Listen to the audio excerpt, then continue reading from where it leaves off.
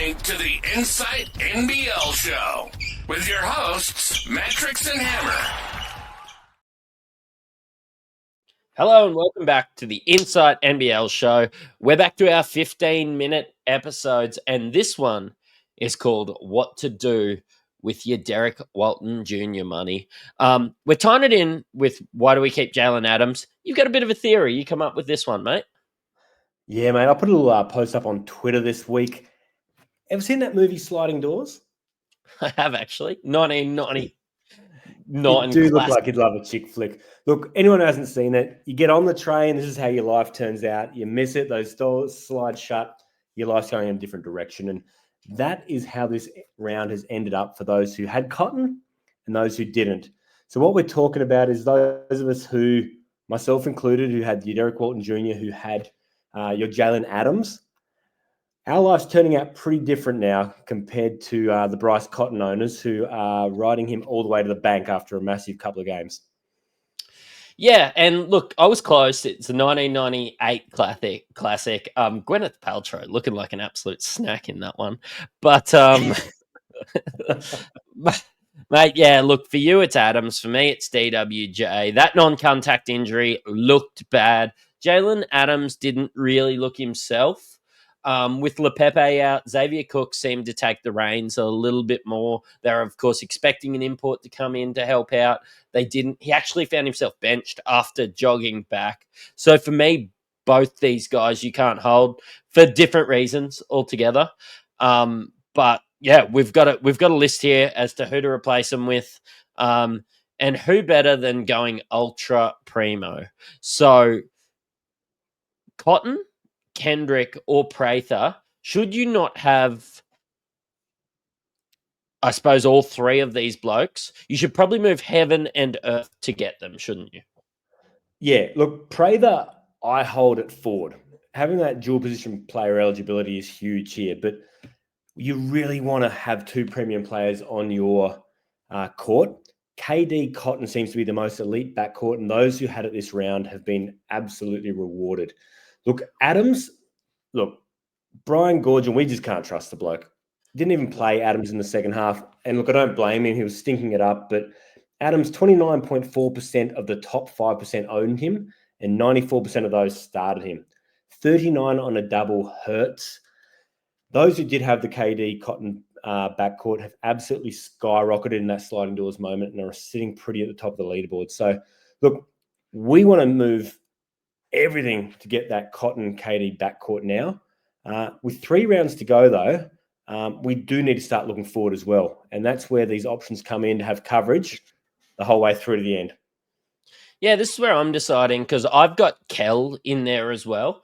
DWJ was coming off the bench, but look, we're going to have a chat more about that, about perfect captain options later on. But look, Kell wasn't elite coming off a 30-something tonight, which I know I would have been super happy with 6 weeks ago.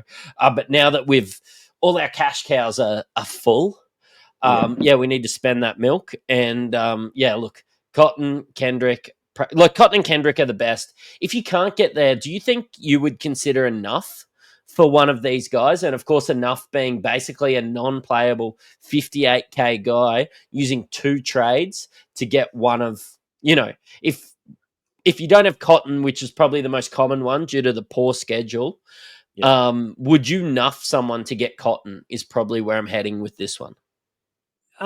Look, I think at this stage of the game, and especially this round where everyone is on the double again, I think you probably don't have to. You don't have to sell everything to still have a playable bench. Like early this round, I had a look at Wani Swaka. He was bargain basement. And look, he had 19 in the game tonight, which is pretty respectable for a guy that's that cheap.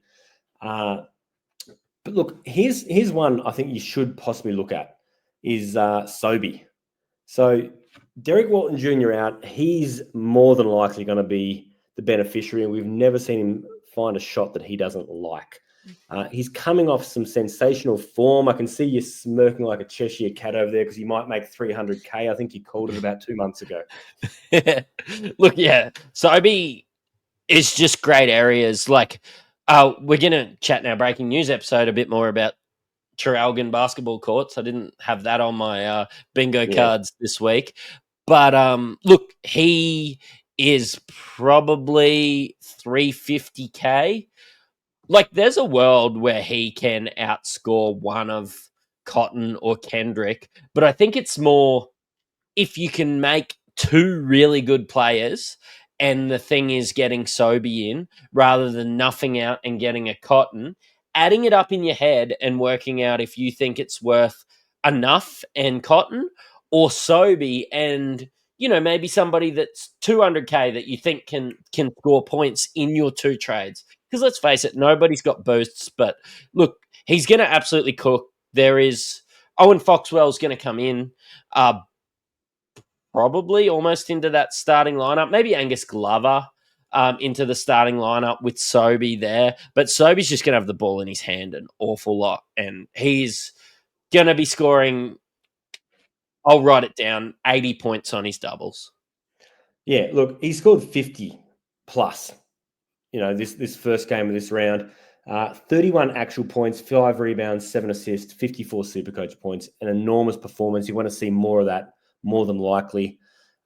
Look, you mentioned Owen Foxwell, and you talked about nothing before. This is a guy who's all of a sudden going to have his role increased, and we saw what he did last time Derrick Walton Jr. was out.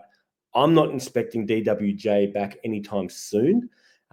Josh King's gone out and said he will not be looking at a nominated replacement player either. So I think we can set and forget. And everything we say here about Sobey, I want you to take in conjunction with watching the next pod where we talk about the schedule and we start to look at perfect pairs or trios where you can start to work in some guys who you will be able to set and forget and rotate through your bench for the last 3 rounds to have coverage all the way through, because that round 20 is going to be crucial.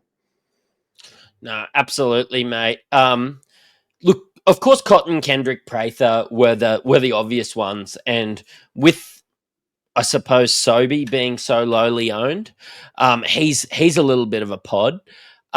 He's only 4% owned, but I've got some other pods. I've got 3% owned Dylan Windler, who's hit his straps in the last little bit. We know that Perth run the floor, score extremely well. They don't defend too much, but you know what defense doesn't get you?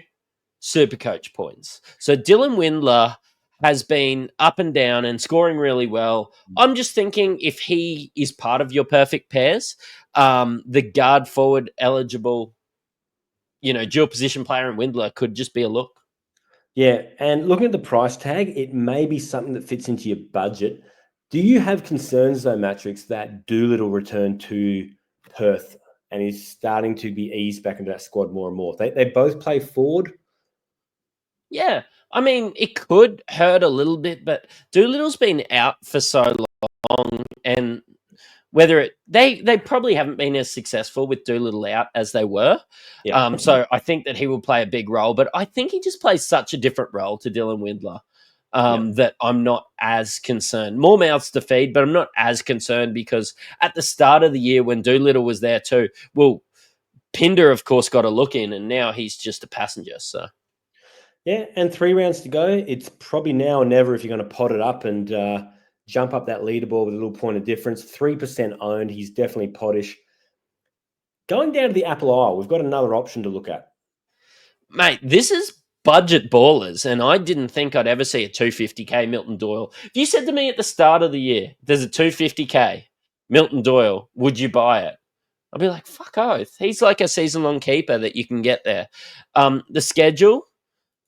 when it comes to the jack jumpers is a bit weird. It goes single, double, single. So you've really got to work it out.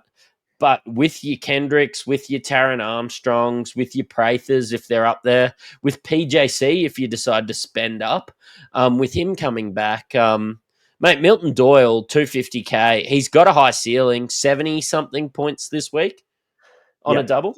The flag with Milton is he has the exact same doubles. That's rounds 17 and rounds 19, the same as Cotton and the same as Sobey. So, look, if it's a price point thing and you're looking for the cheaper option to fit in, Milton could be that point difference at a cheaper price point if you can afford it.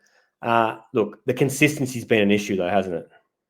Yeah, it has. It has been, but I think with Sean McDonald out, he can't afford to not be consistent. And Tasmania just finding ways to win. We all saw that game during the week, and we're not doing our review show at the moment, but I know you would have been punching the bottom of your desk talking about that one. But I just think that Tassie are finding ways to win, and this guy is the leader out on the floor. That's conducive to 30 Supercoach points a game, in my opinion. Yeah, and look, when his scoring's been down, we know he's shot the ball poorly this year. The assists have been up, the rebounds have been up. He's been across the board, and he's playing minutes. He's close to 40 minutes a game this year, most times that they're in the hunt.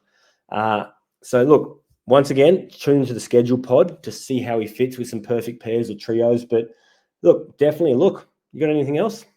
Mate, that's what you should be moving DWJ or Jaylen Adams to. I think when you've got Jaylen Adams, it's easier to get whoever you're missing between Cotton and Kendrick. Let's be honest, you got it wrong. Just move on.